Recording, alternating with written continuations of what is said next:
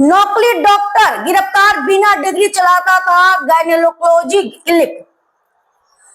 सिलचर 4 अगस्त प्रेरणा संवाददाता। असम के बदरपुर निवासी पुलक मलाकार 43 वर्ष को बिना वैध डिग्री गायनेकोलॉजिस्ट बनकर इलाज करने के आरोप में गिरफ्तार किया गया।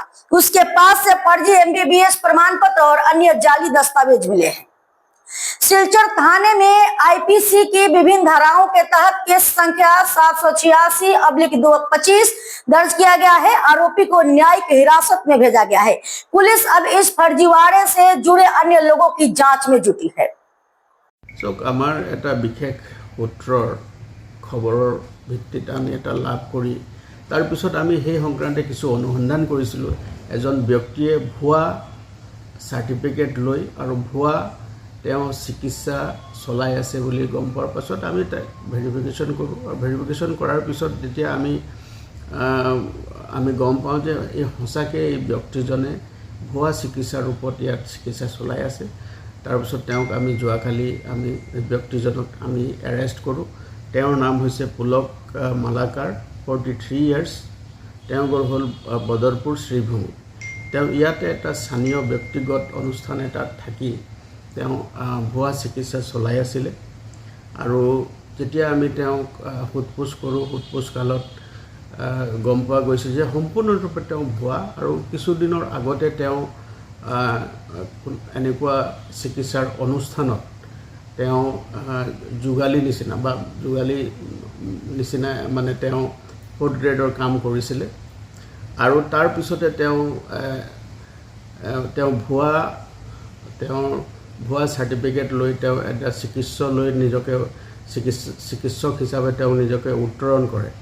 ইয়াৰ ফলত আমি দেখা পাইছোঁ যে তেওঁ যোৱা 2016 চনৰ পৰাই তেওঁ ইয়াত এই ভুৱা চিকিৎসা তেওঁ কৰি আছিলে আৰু লোকসকলক অভুৱা ভৰি তেওঁ টকা পইচা তেওঁ সৰকাইছিলে। গতিকে এই সংক্ৰান্তে তেওঁক সোধপোছ কৰাৰ পাছত এটা আমি মোকৰ্দমা ৰুজু কৰোঁ সদৰ থানাত।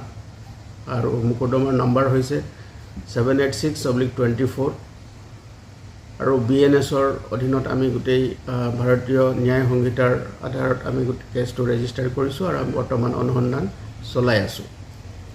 তেওঁ এটা ভাৰতবৰ্ষৰ এটা ৰিনাউণ্ড আৰু এটা অনুষ্ঠানৰ চিকিৎসা মহাবিদ্যালয় শ্ৰী ৰামচন্দ্ৰ ভাঞ্জ চিকিৎসা মহাবিদ্যালয় কটকৰ তেওঁ চাৰ্টিফিকেট, তেওঁ ভুৱা চাৰ্টিফিকেট এটা তেওঁ আমাক দেখুৱাইছে। আৰু সেইটো আমি যেতিয়া সত্যাপন কৰোঁ সেইটো সম্পূৰ্ণৰূপে ভুৱা বুলি প্ৰমাণিত হৈছে।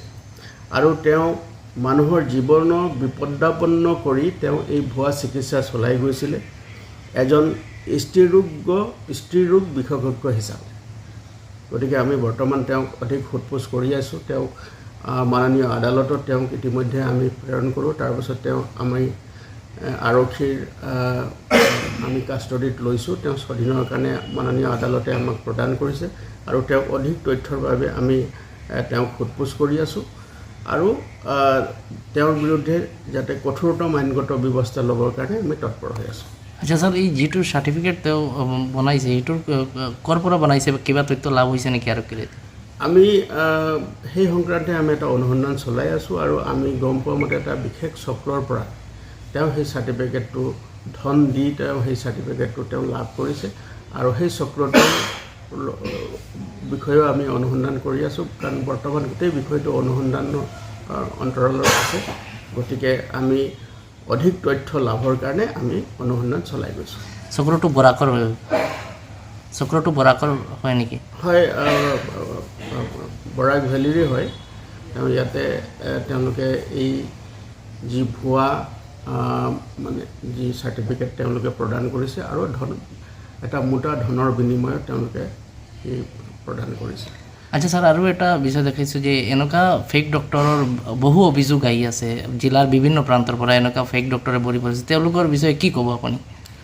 চাওক, আমি যিবিলাকে আমি য'ত আমি অভিযোগ পাইছোঁ আৰু সেই অভিযোগ পোৱা সকলোবিলাক বিষয়ে আমি চালি জাৰি চাই এনেকুৱা যদি কোনোবা লোক থাকে যি এনেকুৱা ধৰণৰ মানুহৰ জীৱন বিপদাপন্ন কৰি আৰু কৰি এনেকুৱা ভুৱা চিকিৎসা চলাই আছে বা এনেকুৱা ধৰণৰ তেওঁলোকে ব্যৱসায় কৰি আছে তেওঁলোকৰ বিৰুদ্ধে আমি কঠোৰতম আইনগত ব্যৱস্থা ল'বৰ কাৰণে তৎপৰ হৈ আছোঁ আৰু যিসকলে এনেধৰণৰ ভুৱা ডিগ্ৰীধাৰী লোক আছে আৰু তেওঁলোকে মানুহৰ যিসকলৰ ৰোগী আছে যিসকল